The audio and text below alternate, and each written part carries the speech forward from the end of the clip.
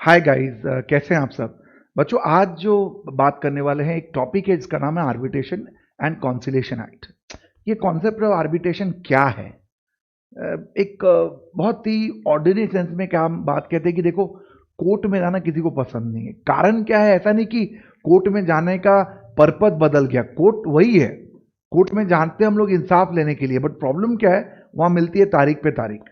आप जानते ही हो, हम जब कोर्ट में जाते हैं तो क्या मिलती है? तारीख पे तारीख। तो क्या तारीख पे तारीख चाहिए कि इंसाफ चाहिए? अब उसी को कनेक्ट करो आप कमर्शियल सेंस में, जहां पे एक एक दिन एक एक minute is compare with the money. जहां पे तारीख मिलना मतलब फाइनेंशियल लॉसेस होना, तारीख मिलना मतलब आपके रिसोर्सेज का वेस्ट होना, तारीख मिलना यानी कॉन्ट्रैक्ट, टेंडर्स या जितने भी कमर्शियल अग्रीमेंट या कॉन्ट्रैक्ट है उन पे और लग जाना। तो इससे एक बहुत बड़ा नुकसान बिजनेस वर्ल्ड को होता है। तो क्या करें? What should we do, specially in civil matters, commercial matters? वहां पे आर्बिट्रेशन जैसी चीजें क्या होती है? Arbitration out of court settlement, out of court settlement but in a legal way. ये है इनफॉर्मल प्रोसेस, लेकिन इसको लीगल दर्जा दिया गया। अब लीगल दर्जा, या हम क्या कह सकते हैं कि लीगल इसकी वैलिडिटी दी गई। इसके पीछे कारण क्या था?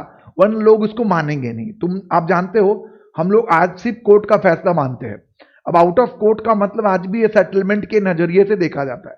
आर्बिट्रेशन कॉन्सेप्ट वहीं से जनरेट हुआ कि भाई सेटलमेंट हो जाए, कोर्ट के लंबे चौड़े धक्के, डेट पे डेट, तारीख पे तारीख, इंसाफ लेते लेते कई बार क्या होता है, इंसाफ मांगने वाला गायब हो जाता है। और हमारे देश जहां करोड़ों करोड़ों केसेस पेंडिंग है, वहां पे इंसाफ तो नहीं मिलता लेकिन तारीख मिल जाती है। कारण क्या है? कहीं जज साहब नहीं है, कहीं जज साहब ट्रांसफर हो गए, कहीं केस का नंबर नहीं है, कहीं सबूत नहीं है, कहीं गवाह गायब हो गए, और एक्स वाई जेड चीजें चलती रहती है। और अब बात करते हैं सीरियसनेस एंड नॉन सीरियसनेस की मैटर की।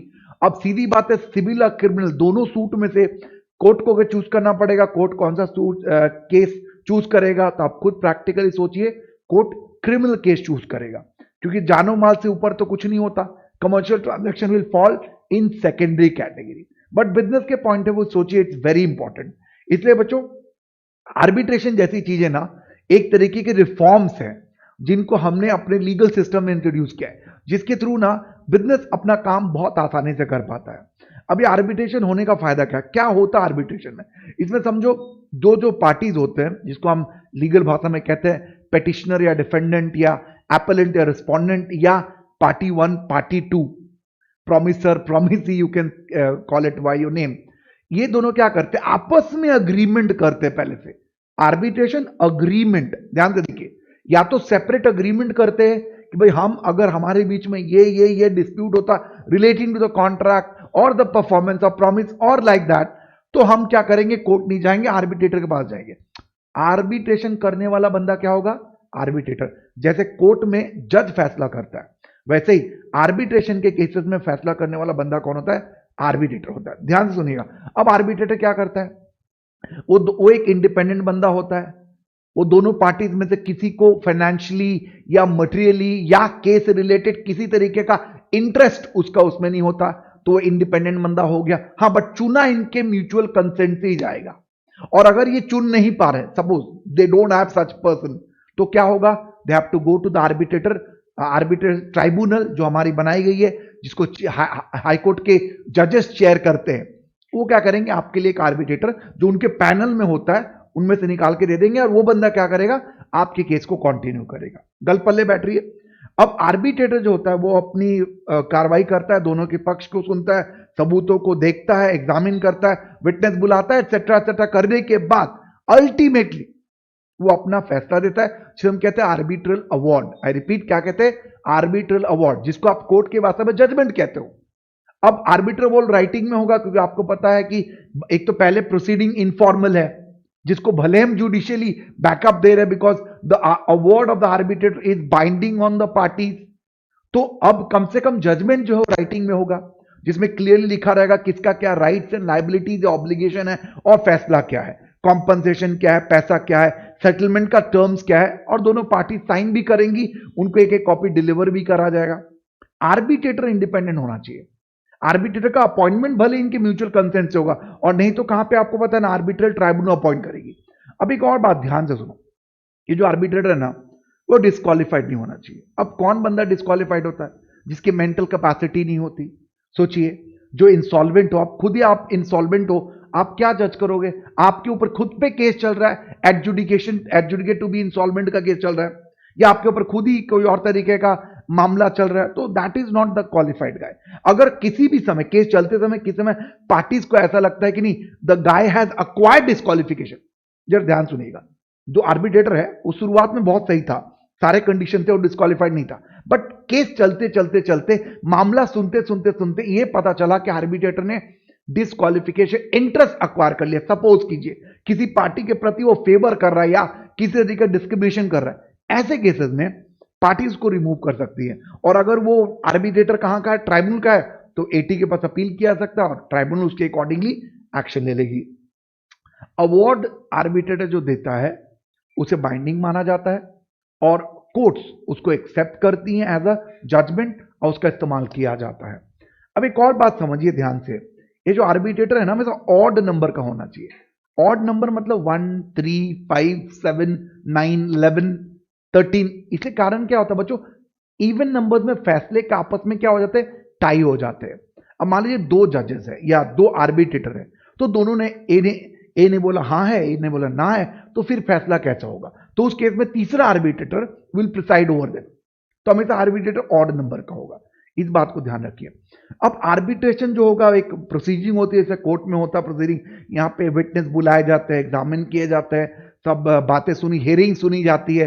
हेयरिंग सुनने के बाद जो आर्बिट्रेटर अपना फैसला सुनाता है, उस फैसले के खिलाफ आप अपील भी कर सकते हो if appeal is allowed. Then marriage के मैटर, पर्सनल रिलेशनशिप वाले मैटर, विल के मैटर या criminal proceedings will go out of the jurisdictions of arbitration. इतना ध्यान रखिएगा आप लोग, मैट्रिमोनियल मैटर्स नहीं आ सकते आर्बिट्रेशन के कैटेगरी में।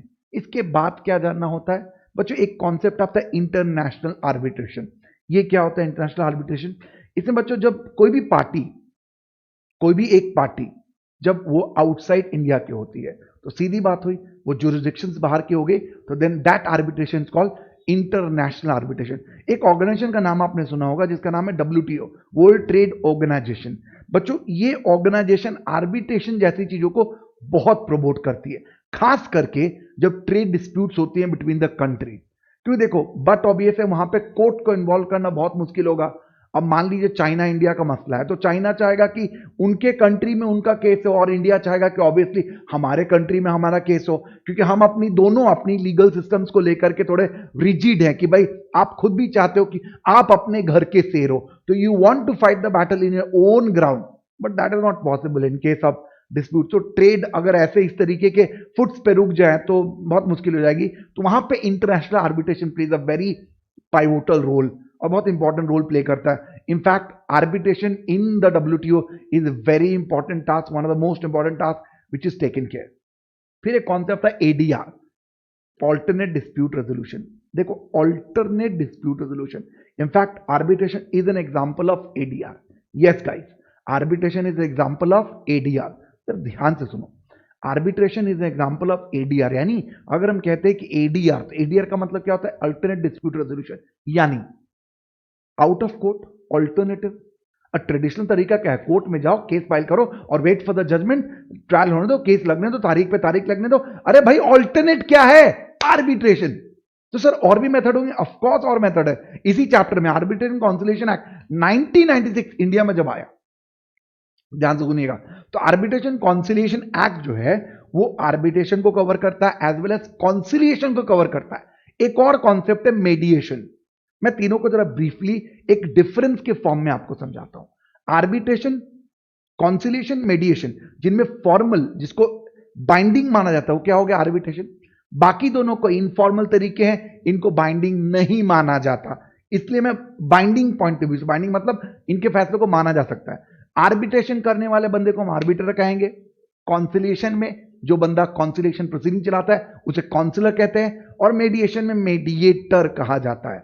कॉन्सिलिएशन पे आते हैं, काउंसलर जो होता है वो केसेस दोनों पार्टीज को सुनता है और अपना ओपिनियन उनको देता है, फिर उनको मानना है या नहीं मानना है ये उन पार्टीज की निजी राय होगी। ऑन द कॉन्ट्री, मेडिएशन में ना एक मेडिएटर होता है जो बड़ा स्ट्रांग बंदा होता है। वो क्या करता है ना, वो जजमेंट वजमेंट नहीं करता लाइक आर्बिट्रेटर। वो दोनों पार्टीज को आपस में बुला के बैठा के उनके बीच में सलाह मशवरा कराने की कोशिश करता है। अगर आपने वास्तव पिक्चर देखा होगा, यस 20 तोला वाला, 20 तोला 100 तोला पता नहीं क्या था, यस अपने संजू बाबा की मूवी थी, उसमें ना एक दो गैंग होते हैं, फ्रैक्चर पंड्या गैंग और ये संजय दत्त वाला गैंग, जिसमें इनके बीच में लड़ाई हो जाती है। अगर वो सीन याद है तो उसमें परेश रावल का जो कैरेक्टर था वो एक तरीके के मांडवाली करवाते थे। मांडवाली word is connected with the word mediation. जी हाँ, मांडवाली word is connected with the word mediation, जहां पे मेडिएटर जो होता है वो अपना पोजीशन का इन्फ्लुएंस करता है। इन्फ्लुएंस करने के बाद वो दोनों पार्टीज को आपस में बैठा के उनकी बातें करता है और उनको कोशिश करता है कि वो दोनों आपस में बातचीत। अब सोचो तुम दो दोस्त हो और क्या हो रहा है, आपके बीच में एकदम धुरंध से लड़ाई हो रही है। अब दोनों एक दूसरे से बात नहीं करे, एक दूसरे को चेहरा नहीं देखने जाते। इन दैट केस क्या करे जाते हैं, दोनों को एक साथ एक रूम में बंद कर दीजिए। दो ही चीज होगा, या तो कोई एक ही बचेगा और या तो दोनों दोस्त बन के निकलेंगे, राइट। तो वो जो रूम में बंद करने वाली बात थी, वो जिस बंदे ने करा ना, that guy works like a mediator. तो मेडिएटर मेडिएट करता है, काउंसिलर एडवाइजर देता है एंड आर्बिट्रेटर फैसला देता है। That's the one. ऑलराइट, सो ये चीजें हैं जिस टॉपिक को पढ़ेंगे, समझेंगे। आर्बिट्रेशन, कॉन्सिलेशन, मेडिएशन, जिसमें प्राइमरली हमें क्या पढ़ना है, आर्बिट्रेशन। इसको इंस्टीट्यूट अपने मटेरियल से हम पढ़ेंगे, डिटेल में समझेंगे, वन बाय वन करके। ये कॉन्सेप्ट था आपको कि आर्बिट्रेशन क्या होता है, कैसे होता है। Now you have think about it, सोचो, मजे से देखो। आने वाले टाइम में बच्चों, this will be the future in specially trade related matters. All right, thank you.